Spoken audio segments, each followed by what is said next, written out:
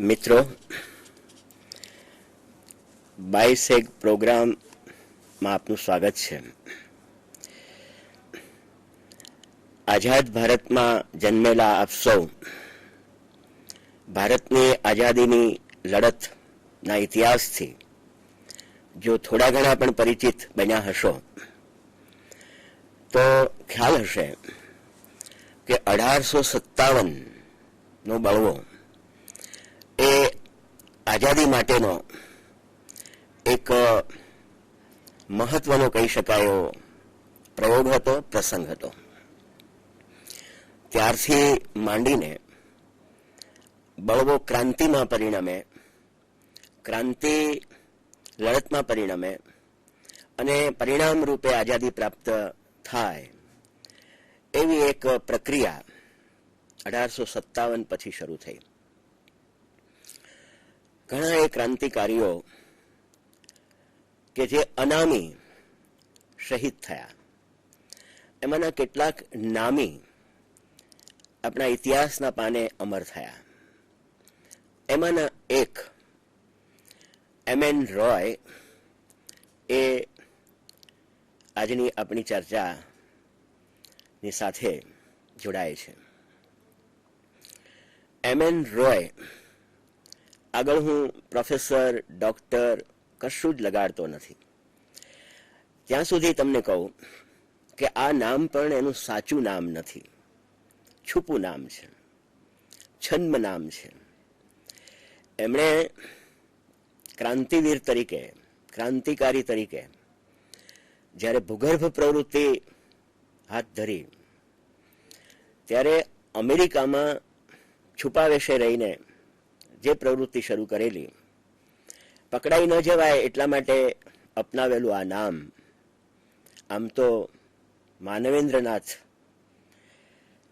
માનવેન્દ્રનાથનું MN થઈ ગયું અને રોય પણ બંગાળી તરીકે એની સરનેમ એમણે ચાલુ રાખી, જે મૂળમાં ભટ્ટાચાર્ય સરનેમ હતી, મૂળમાં નરેન્દ્રનાથ નામ હતું. આમ ક્રાંતિકારી તરીકેનું એમનું આ હુલામણું છુપું નામ એમએન રોય, જેના વિશે જે મારે વાત કરવી છે, આપ જોઈ શકશો કે 21/3/1887 એ એમના જન્મની તારીખ અને 24/1/1954 એ એમનો અવસાન દિવસ. આ બે દિવસના વચગાળામાં માત્ર 67 વર્ષની ઉંમરમાં એમણે જે કંઈ ભારતીય આઝાદી માટેના સંગ્રામમાં પ્રદાન કર્યું, એ દિવસોની યાદને આજે આપણે પુનઃ આપણી માનસ ચક્ષુ સમક્ષ લાવીશું. એમને ક્રાંતિકાર દાર્શનિક તરીકે ઓળખવાનું સૌ કોઈને ગમે એવું છે. ભારતને માટે ક્રાંતિ અને શાંતિ આ બે શબ્દો એ આઝાદીની લડત વખતે જોડાઈ ગયેલા શબ્દો છે. એક મવાળ પક્ષ હતો જે શાંતિવાદી હતો અને બીજો ઉદ્દામ પક્ષ હતો જે ક્રાંતિકારીઓનો પક્ષ હતો. આ ક્રાંતિકારીનો પરિચય તારકુંડે કરીને, જે એમના સાહિત્યના પ્રવર્તક છે, એમનો પરિચય બે વિશેષણોથી આપે છે કે તેઓ અદ્વિતીય તો હતા. એ અદ્વિતીય ગણવાનું કારણ એ છે કે તેઓ વિચાર પુરુષ અને કર્મઠ ક્રાંતિકાર હતા. કર્મઠ ક્રાંતિકાર એટલા માટે કે નિષ્ઠાવાન હતા અને પ્રતિબદ્ધ હતા ક્રાંતિ માટે. એ વિચાર પુરુષ એટલા માટે કે તેમને તલસ્પર્શી જ્ઞાન હતું એમના સમકાલીન વિજ્ઞાનનું અને પૂર્વકાલીન દર્શનનું. એમનો જન્મ કલકત્તાની બાજુના એક નાનકડા ગામમાં, બ્રાહ્મણ કુટુંબમાં, જે દિનબંધુ નાથ તરીકે ઓળખાતા એવી વ્યક્તિને ત્યાં થયો. ક્રાંતિની હવા બંગાળમાં ફેલાઈ ચૂકી છે. માત્ર નાની ઉંમરથી જ એનામાં કેટલાક સંસ્કારો કુટુંબદત્ત, સમાજદત્ત, વાતાવરણદત્ત એવી રીતે કાર્યરત થાય છે કે પુત્રના લક્ષણ પારણામાંથી એમ જે આપણે કહીએ છીએ, માત્ર 14 જ વર્ષની કિશોરાવસ્થા. હું જ્યારે આ ઉંમરના એક કિશોરની કલ્પના કરું છું ત્યારે હજુ પ્રાઇમરી સ્કૂલમાં એ 7મું ધોરણ પસાર કરવાની તૈયારીમાં હોય એવડો દેખાય છે. પણ આ મૂળ નામ જેનું નરેન્દ્ર છે એ નરેન્દ્રનાથ માત્ર 14 વર્ષની ઉંમરે તો શાળામાંથી રૂખસદ પામે છે. કારણ શું છે? લેસન નથી કરી આવ્યો એ તો નથી, કહ્યું નથી કર્યું એ તો નથી, પણ એમણે દીક્ષા લઈ લીધી છે ક્રાંતિ માટેની. જે દીક્ષા જતીન મુખર્જી નામની વ્યક્તિની લીડરશીપની છે. એમણે સશસ્ત્ર બળવાની દીક્ષા લીધી છે માત્ર 14 વર્ષની ઉંમરમાં. અને સભા સરઘસ જે નીકળે છે 1905માં બંગાળના ભાગલા સમયે જે કંઈ વિરોધ વંટોળ ઉઠે છે, સભા સરઘસો થાય છે, ભાષણબાજી થાય છે, એમાં સક્રિય રહેતો આ કિશોર શાળામાં રૂખસદ પામે છે. અને તેમ છતાં એ જાણે છે કે મારી ક્રાંતિ એ માત્ર ડિસ્ટ્રક્ટિવ નથી. એમને સમાજ માટે, પોતાના વતન માટે, માતૃભૂમિ માટે અને સહજીવન જીવતા નાગરિકો માટે જે પ્રેમ છે એ પ્રેમની અભિવ્યક્તિ એ એમના કાર્યો દ્વારા કરે છે. એટલે શાળામાંથી ભલે એમને કાઢી મૂકવામાં આવ્યા, પણ સારા કામ કરતા તો કોઈ રોકી શકે એમ નથી. સમાજ સેવાના કામ, જે કામોની અંદર દુષ્કાળ રાહતનું કામ હોય કે કોઈ બિનવારસી લાશને સ્મશાને અંતિમ સંસ્કાર માટે પહોંચાડવાની હોય, અથવા તો જે લોકો મદદની અપેક્ષા રાખે છે એવા લોકોને મદદ કરવા એક સ્વયંસેવક તરીકે પહોંચી જાય છે. અને એ પ્રવૃત્તિ દરમિયાન આગળ વધતા સીધો પ્રવેશ એ મેળવી લે છે. ભલે સ્કૂલમાંથી એક વખત ડિબાર્ટ થઈ ગયા, પણ એમને national college and national school, Bengal national college and સ્કૂલમાં પ્રવેશ મેળવવાનું સરળ બની ગયું. કારણ કે પોતે ક્રાંતિકાર છે અને એના પ્રિન્સિપાલ પણ ક્રાંતિને અનુમોદન આપે એવા છે. તમે ચોંકશો નહીં, આશ્ચર્ય પામશો નહીં. એના પ્રિન્સિપાલ કોણ હશે? કલ્પી શકો. શ્રી અરવિંદ ઘોષ તો એમના પ્રિન્સિપાલ હતા, નેશનલ કોલેજના પ્રિન્સિપાલ હતા. અને એમએન રોય એમના વિદ્યાર્થી હતા. અલબત્ત ક્રાંતિ શબ્દ પૂરતા જ બંનેમાં સમાન વિચારો છે. બંને સ્વતંત્રતાના પ્રેમી અને ઉપાસક હોવાથી વિચારોમાં સ્વાતંત્ર્ય, મતભેદ કાયમ માટે રહે છે. શ્રી અરવિંદ અધ્યાત્મવાદી છે તો શ્રી રોય એ ભૌતિકવાદી છે. પણ બંને નિષ્ઠાવાળા છે, પોતપોતાના માર્ગે સ્વાતંત્ર્યના ઉપાસકો છે. ત્યાં એમણે મેડલ સાથે પરીક્ષાઓ પાસ કરી. એન્જિનિયરિંગ તો ભણ્યા, સાથે કેમેસ્ટ્રી પણ ભણ્યા. સાયન્સ પરત્વેનો એમનો લગાવ અહીંથી જ આપણને જોવા મળે છે. ત્યાર પછી સીધી કોઈ નોકરી શોધવા ન ગયા. એમને તો પેલો બળવો જ યાદ હતો. એટલે એમાં સક્રિય થતા એમને દેશદ્રોહના આરોપસર પકડવા પડે, પકડવાની સ્થિતિ ઊભી થાય, ધરપકડ થાય એની, એવા સંજોગોમાં એ ભૂગર્ભમાં જતા રહ્યા. અને એ પ્રવૃત્તિ પછી તો છેક ભારત પાછા આવ્યા ત્યાં સુધી ગુપ્ત પ્રવૃત્તિ રહી. ઘણા ક્રાંતિકારીઓએ આ દિશામાં ભૂગર્ભ પ્રવૃત્તિ કરી છે. શસ્ત્રોની મદદ મેળવવી, આંતરપ્રદેશમાંથી ન મળે તો આંતરરાષ્ટ્રીય સ્તરેથી મેળવવા પ્રયત્ન કરવો. તો જર્મનો પાસેથી શસ્ત્રો મેળવવાની દરખાસ્ત એમને આવી અને તે મેળવવા માટે જાવા ગયા. પણ ધારા પ્રમાણે એ વસ્તુ પહોંચી નહીં, મળી નહીં. જાવાથી જાપાન ગયા, જાપાનથી ચીન ગયા અને એવી રીતે એમના ફરવાના કાર્યક્રમો કોઈ નિશ્ચિત તો હતા નહીં. ક્રાંતિના વિચારને જે અનુમોદન આપે એવા લોકોના સંપર્કમાં આવવું અને રહેવું અને એ દ્વારા દોરી સંચાર કરવો કે ભારત શી રીતે સ્વતંત્ર થાય. એમએન રોય જુદા જુદા દેશ પ્રદેશમાં ગુપ્ત વેશે ફરે છે. એ દરમિયાનમાં મેક્સિકો પહોંચે છે. ત્યાં સમાજવાદ અને સામ્યવાદનું સાહિત્ય ગંભીરતાથી વાંચે છે અને માર્ક્સના સામ્યવાદથી રંગાય છે. એને એમ થાય છે કે આ જ ગરીબોનો ખરો બેલી છે અને આ યુગનો મસીહા છે. તે માર્ક્સના વિચારોથી પ્રભાવિત થાય છે. પોતે માર્ક્સવાદી હોવાનું કબૂલે છે, સ્વીકારે છે. એને લગતું સાહિત્ય વાંચ્યા પછી પોતાના વિચારો એના ઉપર સ્વતંત્ર રીતે અભિવ્યક્ત કરવાનું શરૂ કરે છે. મેક્સિકોમાં એમણે સૌ પ્રથમ એક શાખા સામ્યવાદની સંસ્થા રૂપે સ્થાપી અને એ બેઝ પર જ એમને મોસ્કો જવાનું થયું, લેનિનને મળવાનું થયું. આપણે વિચારમાં પડીએ કે આ ઇતિહાસના યાદગાર નામો કે જે ખૂબ પ્રભાવી નામો ગણાય, એને આપણો આવો કોઈ યુવાન મળ્યો હોય, એમના વિચારો પોતાના મુક્ત રીતે રજૂ કર્યા હોય તો એના માનમાં વધારો કરે એવી એક ઘટના તો ગણવી જ પડે. અલબત્ત એ બ્લાઇન્ડ ફોલોવર નહીં હતા, અંધ અનુયાયી નહીં હતા. એ સ્વતંત્ર વિચારના હતા અને તેથી એ સામ્યવાદી વાતાવરણમાં કે એક બંધિયાર વાતાવરણમાં પુરાઈ રહી શકે એમ નહીં હતા.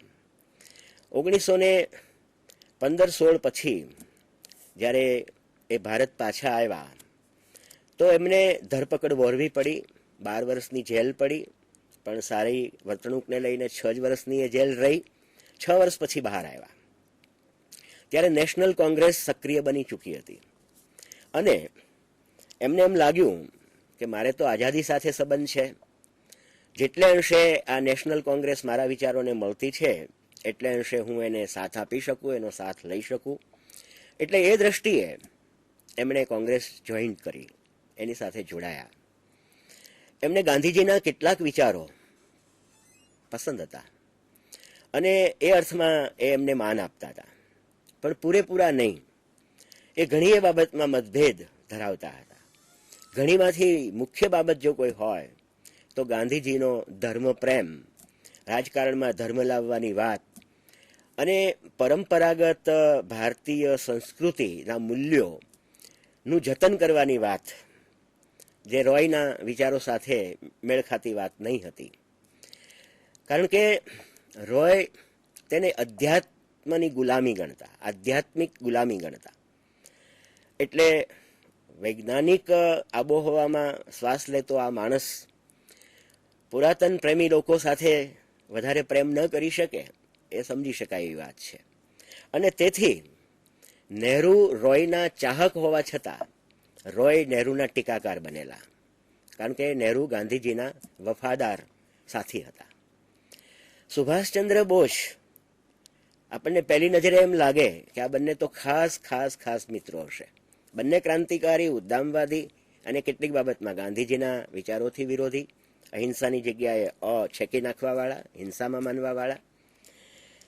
તો એમ નહોતું, કારણ કે સુભાષચંદ્ર બોઝ એ વખતના ઇન્ટરનેશનલ બધા જે ડિક્ટેટરો કહેવાય, નાઝીવાદી, ફાંસીવાદી, એમના તરફ થોડું કૂણું વલણ રાખતા હતા, કારણ કે એમને એમની મદદ પોતાના આઝાદ હિન્દ ફૌજને માટેની અપેક્ષા રાખતા હતા. તો રોય એ બાબતમાં સુભાષ સાથે પણ વાંધો લે છે, મતભેદ ધરાવે છે. આમ એ ટીકાકાર છે. આ ખમીર આપણને રોયમાં જોવા મળે છે. કોઈ પણ માંધાતા હોય એના વિચાર સ્વાતંત્ર્યની આડે આવી શકતો નથી. 16થી માંડીને નેશનલ કોંગ્રેસની સાથેનું એમનું કામ ચાલુ તો રહ્યું, પણ બીજા વિશ્વયુદ્ધ દરમિયાન કોંગ્રેસે જે રીતે ટેકો જાહેર કર્યો, રોયે એનો વિરોધ કર્યો, કોંગ્રેસથી છૂટા પડ્યા. અને વિશ્વયુદ્ધ પૂરું થયું પછી સામ્યવાદ જે રીતે પોત પ્રકાશે છે, વિચારોની ગુલામી, મૂલ્યને નેસ્તનાબૂદ કરીને એક પક્ષનું એક જ મૂલ્યવાળું શાસન અપનાવે છે, રોય એની સાથે સહમત થતા નથી. વિશ્વયુદ્ધની પૂર્વે કોંગ્રેસ છોડી, વિશ્વયુદ્ધના પશ્ચાત માર્ક્સવાદ છોડ્યો અને રેડિકલ ડેમોક્રેસીના એ પ્રણેતા બન્યા. એમણે જે રીતે જીવન જીવવાનું પસંદ કર્યું છે એ અદ્ભુત છે. આ માણસ સાચા અર્થમાં ક્રાંતિવીર છે, ક્રાંતિકાર છે અને ક્રાંતિનો જનક પણ છે. એમની ક્રાંતિને એ જે નામ આપે છે નિયો અથવા ન્યૂ હ્યુમેનિઝમ, એ નામ પાછળનો પણ ઇતિહાસ આપણે જાણવો પડે એમ છે. હું તમને સ્ક્રીન ઉપર બતાવું છું કે એમનું તત્વદર્શન જ્યાં સુધી તમે ન જાણો ત્યાં સુધી રોયનો સાચો પરિચય તમને મળે નહીં. રોય એ કોઈ બનાવટી ક્રાંતિવીર નથી, એ નકલી સોનું નથી, એ અસલી છે. એટલે એમના ક્રાંતિના દર્શન પાછળ એક સાઉન્ડ ફિલોસોફી એમણે બરાબરની પરિપક્વ તત્વજ્ઞાન બરાબરનું વિચારીને મૂકેલું છે. એ સ્ક્રીન પર તમે જોઈ શકશો કે તત્વજ્ઞાનના જે કંઈ વિભાગો અમે પાડીએ છીએ, મેટાફિઝિક્સ એટલે તત્વમીમાંસા, એપિસ્ટમોલોજી એટલે જ્ઞાન મીમાંસા, અને ટોટલી લાઈફ માટેની વાત કરવાવાળું જે જીવ વિજ્ઞાન અને જીવન દર્શન બંનેને સાંકળતું હોય એવું જીવન મીમાંસા, સમાજ દર્શન, રાજકીય દર્શન, આ બધી તત્વદર્શનની બ્રાન્ચીસ છે, ઇન્ટરકનેક્ટેડ છે. પણ એના એક એક પાસાને જ્યાં સુધી આપણે ઓળખીએ નહીં ત્યાં સુધી રોયને શું કહેવાનું છે, શા માટે કહેવાનું છે, શી રીતે કહેવાનું છે, આ બધા પ્રશ્નોના જવાબ આપણને મળે નહીં. તો સૌથી પહેલી હું વાત તમને કરું કે રોયનું મેટાફિઝિક્સ, એમનું તત્વદર્શન શું હતું. એમને શ્રી અરવિંદ સાથે વાંધો કેમ પડતો હતો, ગાંધીજી સાથે વાંધો કેમ પડતો હતો, એ પરંપરાથી જુદા પડીને નિયો અને ન્યૂ એવા શબ્દો શા માટે લાવતા હતા? તો એનું એકમાત્ર કારણ એ હતું કે એ ધર્મને એ ઉદ્ધારનું સાધન ગણતા નહીં હતા, ઉપાય ગણતા નહીં હતા, માર્ગ ગણતા નહીં હતા. એ નવા યુગનો યુવાન છે, માણસ છે, ભારતીય એવો ક્રાંતિવીર છે. એને પશ્ચિમના દેશોમાં વિજ્ઞાને જે પ્રગતિ કરી છે એનો સ્વાદ ચાખવા મળ્યો છે. એટલે વિજ્ઞાન આધારિત જ્ઞાન, વિજ્ઞાન આધારિત તત્વ અંગેના ખ્યાલો એ જ એને માન્ય છે. હવે વિજ્ઞાન તો પહેલેથી છેલ્લે સુધી, શરૂઆતથી અંત સુધી એ બાબત ઉપર ભાર મૂકે છે કે જે કંઈ આપણા જ્ઞાનના સાધનો, 5 જ્ઞાનેન્દ્રિયો અને તર્ક બુદ્ધિ, એ જ્ઞાનના સાધનોથી જેને આપણે જાણી શકીએ, પ્રમાણી શકીએ અને માણી શકીએ એને જ જ્ઞાન કહેવું. એમણે પોતાની લિમિટ સ્વીકારી લીધી છે આરંભથી, નવજાગૃતિ કાળના શરૂઆતના તબક્કાથી. જાણે કે એક પ્રતિજ્ઞા લઈ લીધી છે, એક સંકલ્પ કરી લીધો છે, એક મર્યાદા બાંધી દીધી છે કે જે જ્ઞાનને જાણી અને પ્રમાણી શકાય નહીં, વસ્તુલક્ષી દ્રષ્ટિએ ઓળખાવી શકાય નહીં, એ જ્ઞાન જ્ઞાન નથી. તત્વદર્શન એ જ્ઞાન મીમાંસાનું પરિણામ છે. એટલે અહીંયા વિજ્ઞાનમાંથી ફલિત થતું તત્વદર્શન એવું મળે છે કે તો પછી જે ઇન્દ્રિય ગમ્ય છે એવું જગત જ આપણે માટે સાચું જગત છે. એ જગતમાં રહેલા ભૌતિક પદાર્થો, એનું સ્વરૂપ, એના ગુણધર્મો, એની પ્રક્રિયાઓ એ જ આપણે માટે ગમ્ય છે. જો બાકીનું કાંઈ હોય અને અગમ્ય હોય તો આપણને એની સાથે કોઈ નિસ્બત નથી.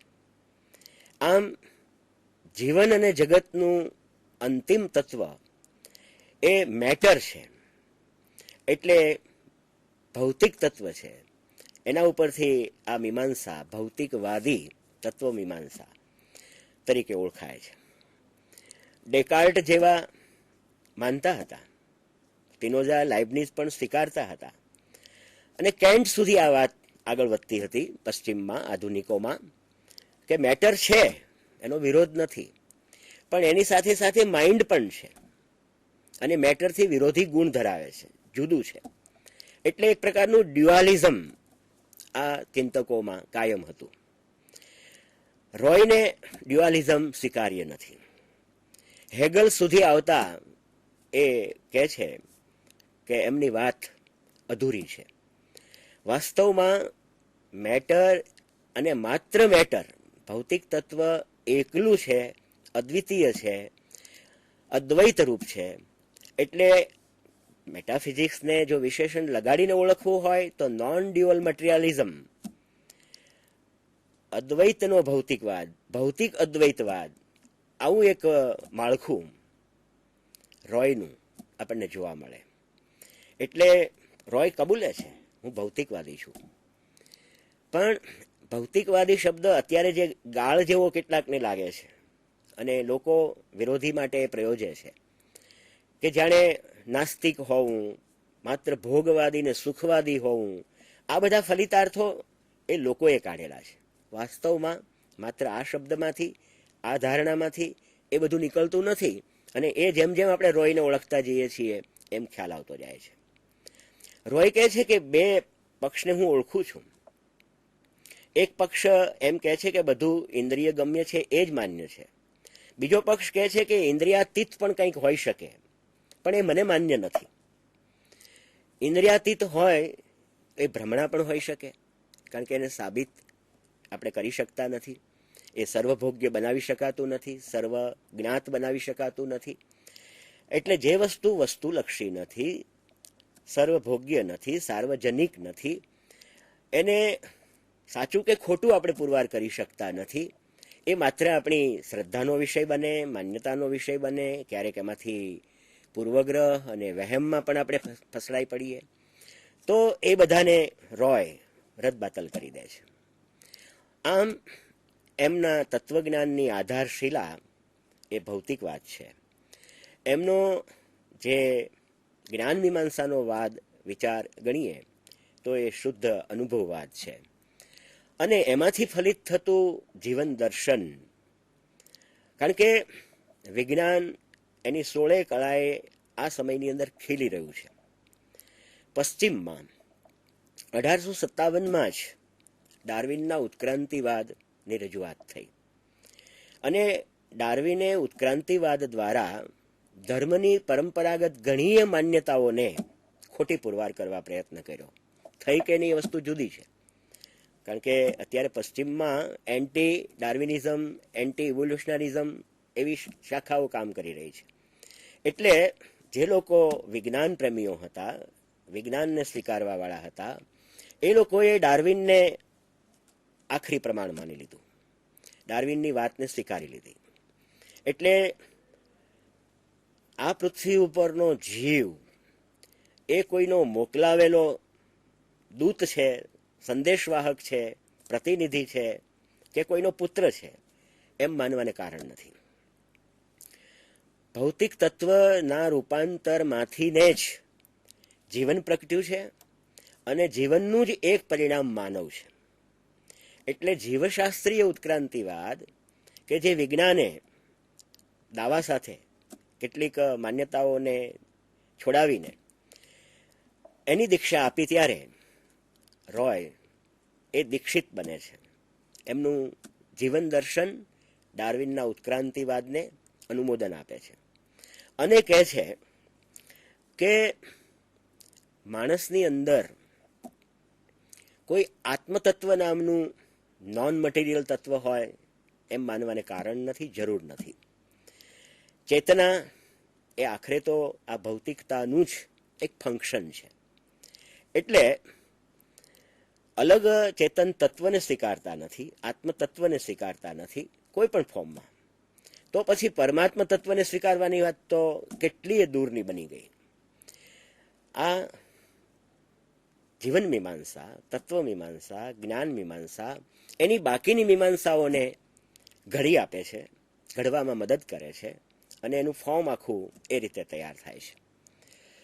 જો માત્ર ભૌતિક તત્વની જ પ્રક્રિયામાંથી આપણે અત્યારે જે સ્થિતિએ છીએ ત્યાં પહોંચ્યા હોઈએ અને એને વિજ્ઞાન દ્વારા આપણે તપાસી શકીએ છીએ, બીજાને એની તપાસ કરવા માટે આમંત્રણ આપી શકીએ છીએ અને પ્રત્યક્ષ પુરાવાઓ દ્વારા એને કન્વિન્સ કરી શકીએ છીએ કે H2O બરાબર પાણી થાય છે.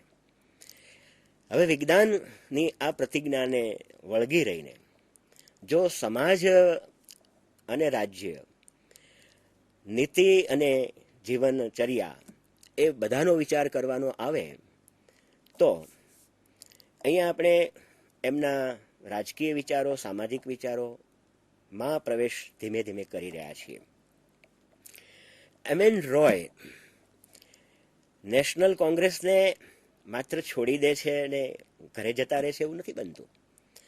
એ માર્ક્સને એટલો ચાહ્યા પછી કોરે મૂકી દે છે તો એની અવેજીમાં બીજું કશું એને કહેવાનું નથી એમ નથી.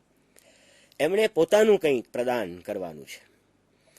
હવે એ પ્રદાન આપણને જે થતું જોવા મળે છે એમાં એમના જુદા જુદા પુસ્તકોનો આધાર લઈએ તો, એમના ઉપરના વિવેચકો, વિચારકોનો પણ આપણે આધાર લઈએ તો આપણને કેટલાક પુસ્તકો ગુજરાતીમાં ઉપલબ્ધ છે, સુલભ છે. નવમાનવવાદ એ ગુજરાતીમાં પુસ્તક છે, ગ્રંથ નિર્માણ બોર્ડનું પ્રકાશન છે.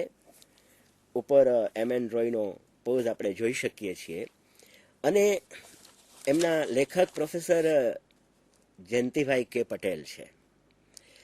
એટલે આ પુસ્તકમાં એમણે એમએન રોયના તાત્વિક દર્શનની, તાત્વિક સિદ્ધાંતોની વાત કરી છે. એવું જ એક પુસ્તક કે જે એમએન રોયનું પોતાનું લખેલું ન્યૂ હ્યુમેનિઝમ અને દિનેશભાઈ શુક્લએ એનું ભાષાંતર કર્યું છે, નવમાનવવાદ, ન્યૂ હ્યુમેનિઝમ. લેખક એમએન રોય પોતે છે અને એમના અનુવાદક દિનેશભાઈ શુક્લ છે. એમણે પણ એમના રાજકીય વિચારો, સામાજિક વિચારો અને રેડિકલ ડેમોક્રેસીની વાતો સુંદર રીતે સમીક્ષા સાથે ચર્ચી છે. હવે હું જે વાત ઉપર આવવાનો છું એ આ પુસ્તકને આધારે રાજકારણ, સત્તા અને પક્ષો એ પણ એમએન રોયના જ વિચારોનો સંપુટ છે.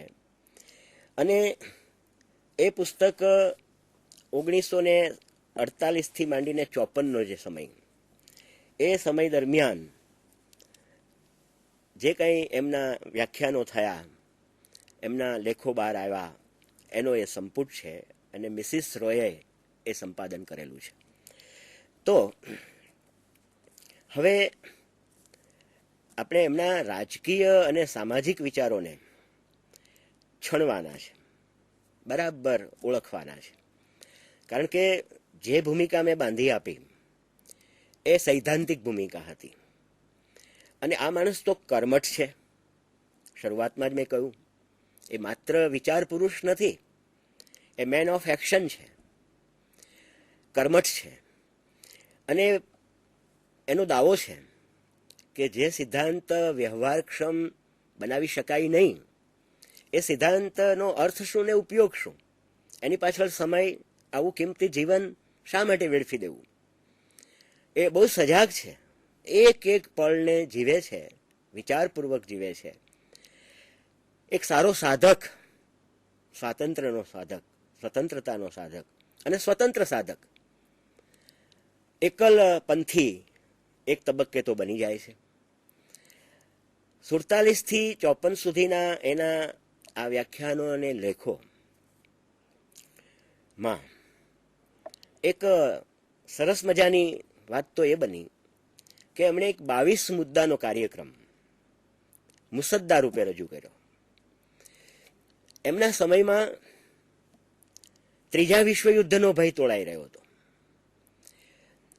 અને એ વખતે આંતરરાષ્ટ્રીય કક્ષાએ બે પ્રકારની વિચારધારા સામસામી છાવણીમાં એક જ લક્ષ્ય તરફ ભોળી માનવજાતને આકર્ષી રહ્યા હતા.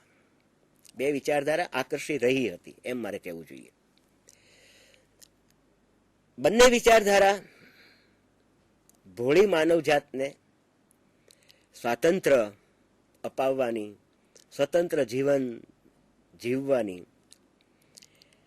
ગેરંટી આપતી હતી, ખાતરી આપતી હતી. એક વિચારધારા સરમુખત્યારોની હતી. એ લોકો પણ લોકો માટે જ કામ કરવા આવ્યા હતા. દુહાઈ એ જ આપતા હતા કે અમે લોકો માટે આ કરવા આવ્યા છીએ. એટલે પોતાને લોકશાહી ના સમર્થક પણ ગણતા હતા.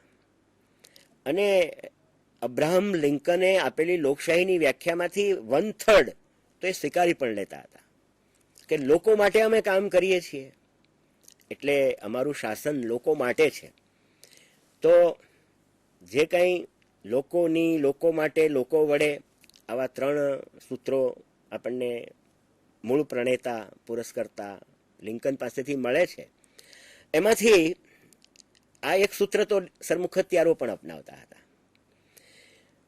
એટલું જ નહીં, જે કંઈ તમે આજકાલના ન્યૂઝપેપરમાં, સામયિકોમાં, પુસ્તકોમાં ચર્ચાતું જોતા હશો કે જ્યારે એમ કહેવામાં આવે છે કે અમે બધું લોકો માટે કરીએ છીએ, ત્યારે ઘણી વખત એમ લાગે કે એ લોકો એટલે કોણ? તો આપણે ઇન્વર્ટેડ કોમામાં એ શબ્દોને પૂરી દેવા પડે, બ્રેકેટમાં પૂરીને વિચારવા પડે, કાં તો અંડરલાઇન કરીને વિચારવા પડે. એ સામાન્ય વિચારની અંદર વપરાતા શબ્દોનો અર્થ ધરાવતા નથી હોતા. અહીંયા લોકો એટલે અમે લોકો, અમે એટલે શાસકો, સત્તાધારીઓ, એવો પણ એક અર્થ નીકળી શકે. એના માટેનું શાસન, એ એવા લોકો માટેનું શાસન લોકશાહી તરીકે પણ એ આપણને, એટલે હું ભોળી પ્રજા કહું છું. અને રોય તો બહુ જ ગુસ્સો કરે છે, માત્ર ભાષણખોરો તરીકે એને ઓળખાવે છે કે સરમુખત્યારો પણ દુહાઈ લોકશાહીની આપે, લોકોની આપે, અને એના નિમિત્તે એ લોકોનું નિકંદન કાઢી નાખે. લોકોના સ્વાતંત્ર્યની વાત કરતી વખતે લોક જ ન રહે તો પછી સ્વાતંત્ર્ય કોનું મેળવવાનું રહે, કોને આપવાનું રહે? એક છાવણી નાજીવાદ, ફાંસીવાદ અને સામ્યવાદ પણ ઇનડાયરેક્ટલી જ્યારે સરમુખત્યારશાહીના શરણે પક્ષ લઈને આવે છે, ત્યારે રોય કહે છે કે આ એક છાવણી એના આદર્શોમાં ચરિતાર્થ કરવામાં, પૃથ્વી ઉપર સ્વર્ગ ઉતારવામાં નિષ્ફળ ગઈ છે. બીજે પક્ષે એક છાવણી જે કામ કરે છે એ છે સંસદીય લોકશાહીની છાવણી, પ્રતિનિધિવાળી લોકશાહીની છાવણી.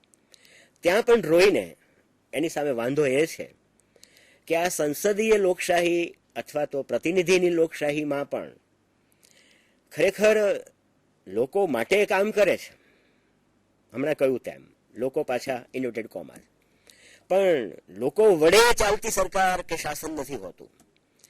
એ લોકોથી ચાલતું શાસન નથી હોતું, લોકોનું શાસન નથી હોતું. એટલે લોકો વડે, લોકો માટે અને લોકોથી, આવા જો વિભક્તિ વચનો આપણે વાપરતા હોઈએ તો લોકશાહી, ઔપચારિક લોકશાહી, પ્રતિનિધિત્વની લોકશાહી, સાંસદીય લોકશાહીમાં માત્ર 2 પોઈન્ટ એવા છે, એક ચૂંટણીથી બીજી ચૂંટણી, કે જ્યાં તમને લોકશાહીનું દર્શન એક પ્રદર્શનના રૂપમાં કરાવાતું જોવા મળે. ઇન બિટવીન તો સરમુખત્યારશાહી જ, વ્યક્તિની અથવા પક્ષની, એવું રોયનું અર્થઘટન છે. એટલે એનાથી પણ એને અસંતોષ છે. હવે ત્રીજો માર્ગ શોધે છે કે ન તો આ સરમુખત્યારશાહી ઉદ્ધાર કરી શકે એમ છે, કે લોક સ્વાતંત્ર્ય બક્ષી શકે એમ છે, કે વ્યક્તિ સ્વાતંત્ર્ય આપી શકે એમ છે. રોયને જોઈએ છે વ્યક્તિ સ્વાતંત્ર્ય, વ્યક્તિગત, વ્યક્તિના વિકાસ માટેનું સ્વાતંત્ર્ય. હમણાં આપણે એમના મુસદ્દા ઉપર આવશું ત્યારે એક એક ડગલે રોય આ બંનેથી પોતાને કેવી રીતે અળગા કરીને એક નવી વિચારધારા સાથે આવે છે કે જે વિશેષણ સાર્થક કરનારી છે એ હમણાં જોવા મળશે. રોય કહે છે કે આ બંને વિચારધારા નિષ્ફળ ગઈ છે. હવે એનો અર્થ એ નથી કે આપણે વિચારધારા વગરના થઈ જવું, અરાજકતાવાદમાં પડી જવું.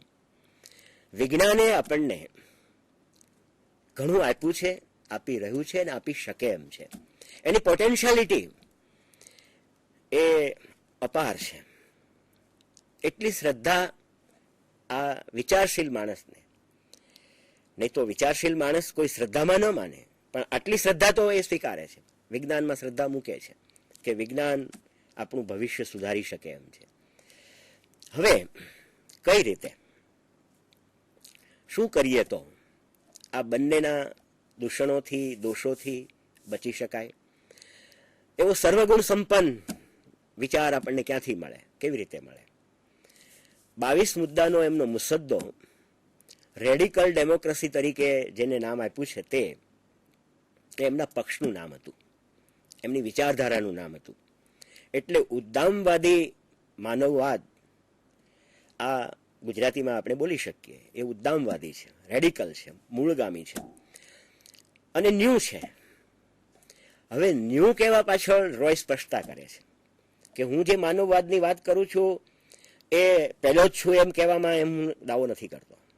ભૂતકાળમાં પણ 2500 વર્ષ પહેલાં પણ માનવવાદની વાતો કરવાવાળા આવી ગયા છે. પ્રોટાગોરાસ નામનો એક સોફિસ્ટ ગ્રીક ફિલોસોફીમાં મહત્વનું કામ કરી ગયો. Main is the measure of all things, માણસ એ જ વસ્તુ માત્રનો માપદંડ છે, આ એનું સૂત્ર હતું. અને ત્યાંથી શરૂ કરીને રોયના નજીકના પૂર્વગામીમાં કાર્લ માર્ક્સ, માણસ એ જ માણસનું મૂળ છે, જીવનનો આરંભ માણસ તરીકે થાય છે અને અંત પણ માણસ તરીકે જ આવે છે. ન એને ભૂતકાળના કોઈ પૂર્વજન્મો છે, ન એને ભવિષ્યના કોઈ પુનર્જન્મો છે. માણસ તરીકે જ અહીંયા જીવવાનો અધિકારી છે. એટલે માનવવાદ સોફિસ્ટોએ પણ રજૂ કર્યો હતો, માર્ક્સે પણ એમાં થોડો સુધારો કરીને રજૂઆત કરી હતી. એ જ પગલે ચાલીને રોય કહે છે કે મારે એનાથી જુદું કહેવું છે. એ બાબતમાં કે મને વિજ્ઞાનનો સહારો છે, મારા માનવવાદને વિજ્ઞાનનો સહારો છે, હું વિજ્ઞાનના આધારે બોલવાવાળો માણસ છું, એમ રોય કહે છે. એટલે રોય આત્માને ન સ્વીકારે, ચેતનાને ન સ્વીકારે અને છતાં આટલી સરસ વ્યવસ્થાની વાત કરે, મૂલ્યોની વાત કરે, તો ઘણા અધ્યાત્મવાદીઓને, ચૈતન્યવાદીઓને, આદર્શવાદીઓને જે ભૌતિકવાદ સામે પેટમાં દુખે છે એ આવા પ્રશ્નો ઉઠાવતા હોય છે કે માણસમાં જે બુદ્ધિ છે, માણસમાં જે સંકલ્પ શક્તિ છે, સ્વાતંત્ર્યની ઝંખના છે, જ્ઞાન અને સત્યનું જ્ઞાન શોધવા માટેની એની ખોજ છે, તો આ બધું માત્ર ભૌતિક તત્વમાંથી ન આવી શકે. રોય કહે છે કેમ ન આવી શકે?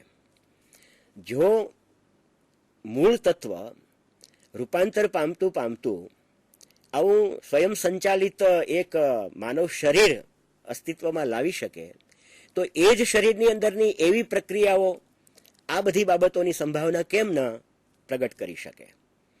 રોય ડાર્વિનની સાથે, વિજ્ઞાનની સાથે ત્યાં સુધી સહમત છે કે ગતિ છે ત્યાં પ્રગતિ નથી, પ્રગતિ માટે તમારે લક્ષ્ય હોવું જોઈએ.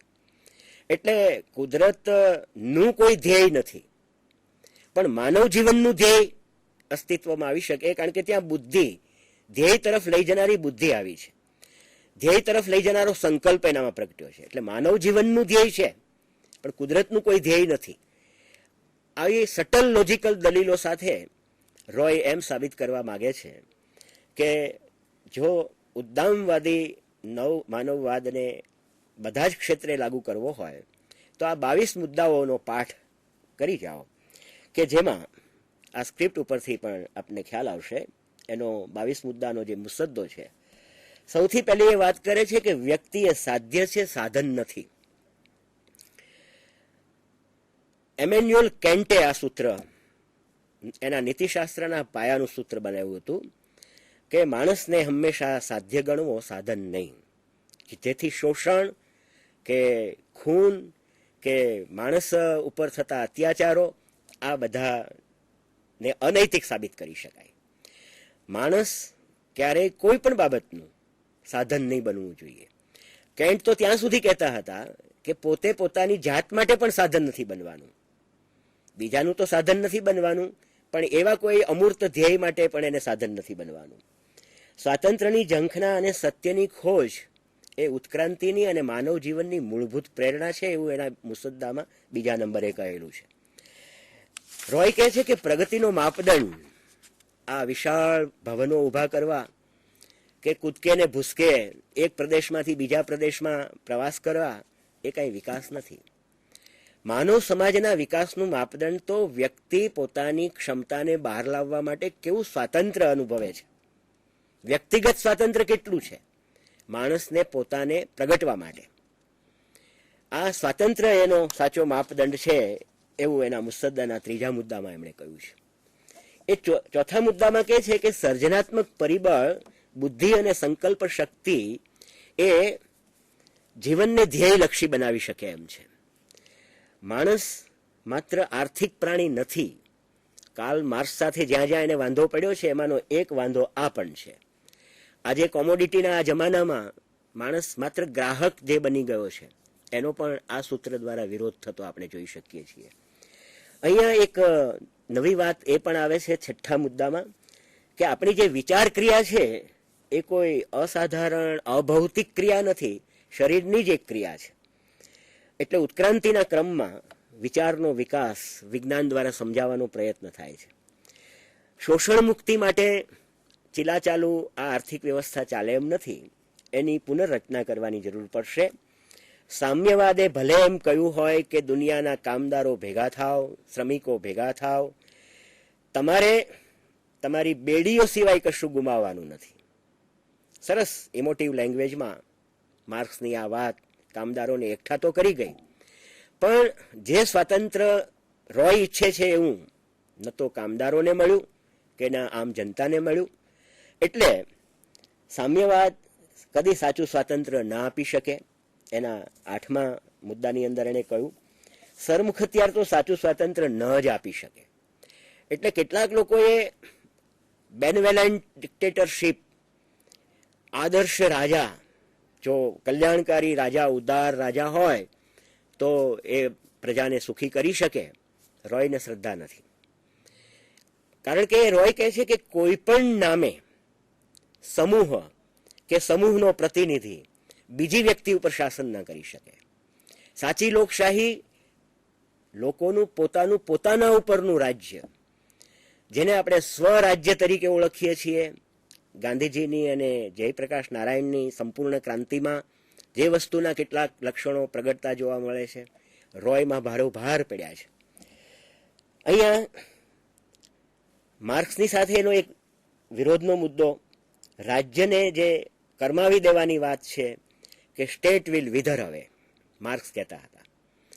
રોય કહે છે કે ના, રાજ્ય વગર તો સમાજ સ્થિર અને સુવ્યવસ્થિત કામ નહીં કરી શકે. રાજ્યની જરૂર છે, સશક્ત રાજ્યની જરૂર છે, પણ એના ઉપરનું નિયંત્રણ લોકશાહીનું, લોકોનું એ હોવું જોઈશે. એટલે સશક્ત રાજ્યને રોય સ્વીકારે છે. 11મા મુદ્દામાં ઉત્પાદનના સાધનો માત્ર રાજ્ય હસ્તક થઈ જાય તો શોષણ મુક્તિ થઈ જશે એમ માનવાને કોઈ કારણ રોય જોતા નથી. રોય કહે છે કે ઉત્પાદનના સાધનો માત્ર રાજ્ય હસ્તક લઈને સામ્યવાદીઓએ ઘણું બધું કરવા પ્રયત્ન કર્યો, પણ બધું ઉલટું પડ્યું.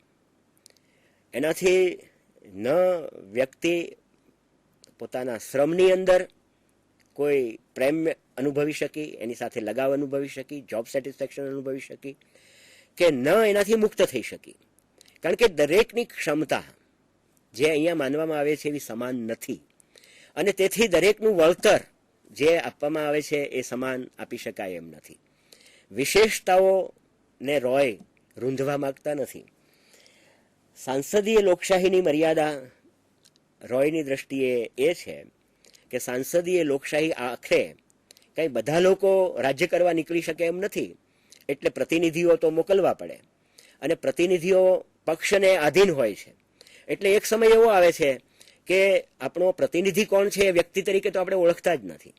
આપણે મત આપવા જઈએ છીએ ત્યારે, આપણા ઉપરના શાસકને જ્યારે ઓળખાવાના આવે છે ત્યારે પક્ષ રાજ્ય કરે છે, અને પક્ષને તો કોઈ આત્મા હોતો નથી, કોઈ કેન્દ્ર હોતું નથી. એટલે એ ઇનડાયરેક્ટલી સરમુખત્યારશાહીમાં સરી પડે છે એવો ભય સતત રોયને રહે છે. બૌદ્ધિક અને નૈતિક પ્રાણી તરીકે માણસની વિશેષતા સ્વીકારીને રોય એમ સાબિત કરવા માંગે છે કે માણસે અત્યાર સુધીમાં જે કંઈ મેળવ્યું છે એ તર્કબુદ્ધિને આધારે મેળવ્યું છે અને એ તર્કબુદ્ધિ વડે જ નૈતિકતા પણ એ સ્થાપી શકે એમ છે, નૈતિક જીવન જીવી શકે એમ છે. એની નીતિ માટે ન અંદરની કોઈ અસાધારણ શક્તિ અંતરાત્મા જેવી, ન બહારની કોઈ શાસક ઈશ્વરી જેવી શક્તિની જરૂર છે. અર્થાત નૈતિક બનવા માટે બીજા કોઈ પરિબળની જરૂર નથી, ફક્ત માનવીય પરિબળ જ પૂરતું છે. ઉત્ક્રાંતિ જ માણસને બૌદ્ધિક જેમ બનાવે છે એમ બૌદ્ધિક વ્યવસ્થા એને નૈતિક બનાવે છે. આ રોયનો મત છે. હવે આવી લોકશાહી લોકો પોતાને શાસક તરીકે, સ્વતંત્ર વ્યક્તિ તરીકે પોતાનો અનુભવ એમાં ભાગીદાર તરીકે કરી શકે એવું ક્યારે બને? તો આ ત્રીજા માર્ગ તરીકે જે લોકશાહીની વાત રોય લઈ આવ્યા છે, કરે છે રેડિકલ ડેમોક્રેસીના સિદ્ધાંતોમાં, ત્યારે એ કહે છે કે નાની નાની લોક સમિતિઓ જો બને તો દરેક સમિતિનો નેતા અને એ આંખની શરમના સમાજની માફક પરસ્પરના સંપર્કમાં હોય, ઓનલી વેરર્સ નોઝ વેર શુ પિંચીસ ના સિદ્ધાંત પ્રમાણે જોડો ક્યાં ડંખે છે એનાથી એ વાકેફ હોય. એટલે એના આદાન પ્રદાનથી લોક સમિતિનો માણસ લોકોના સંપર્કમાં સતત રહે અને એ શાસન ધુરા સંભાળનારા માંથી જે કોઈ આખરી લક્ષ્ય સુધી પહોંચ્યા હોય એની સાથે જોડાયેલો રહે. એટલે લોક પ્રતિનિધિથી જ આ કામ થઈ રહ્યું છે, પણ એ શાસક બનીને નહીં, તેમ માત્ર સેવક બનીને નહીં, પણ મિત્ર બનીને. હવે મુક્ત માનવનો મુક્ત સમાજ તો અસ્તિત્વમાં આવી શકે, અને આમ કરવા માટે ખાંડા ખખડાવવાની જરૂર નથી.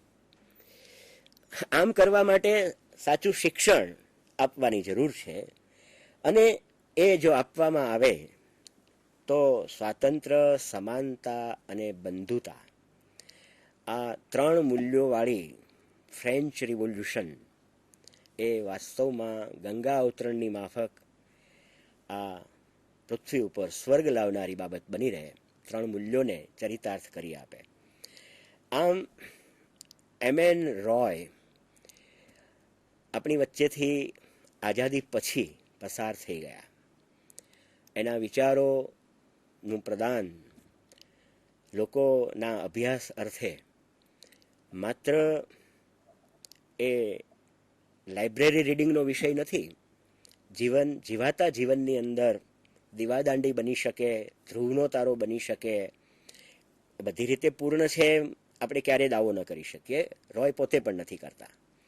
પણ પૂર્ણતા તરફ જવું હોય તો એક દિશા સૂચન કરનાર તરીકે પોતાના અનુભવના આધારે, પોતાના જ્ઞાનને આધારે એમણે જે માળખું રચી આપ્યું, જે દર્શનનું દિગ્દર્શન કરી આપ્યું, જો એનો તટસ્થ રીતે અભ્યાસ કરીએ તો રોય એક ક્રાંત દ્રષ્ટા પણ છે. એટલે માત્ર ક્રાંતિકાર શબ્દ ફીકો લાગે, ક્રાંત દ્રષ્ટા કહીએ તો એક ઋષિ કક્ષાનો માણસ એ બની ગયો હોય એમ લાગે. કારણ કે એમણે સહ્યું છે, બીજાને માટે સહ્યું છે, પોતાના માનીને પોતાના માટે સહ્યું છે. આવા બધા પછીથી આપણે સમીકરણો બાંધી શકીએ. તો રોય એક પસાર થઈ ગયેલું માત્ર સ્વપ્ન કે આદર્શ આપી ગયેલું વ્યક્તિત્વ નથી, પણ રોજે રોજના જીવનમાં એ કહે છે કે હું લોકશાહીની અપેક્ષા ચૂંટણીથી ચૂંટણીમાં નથી રાખતો, નિરંતર લોકશાહીમાં માનું છું.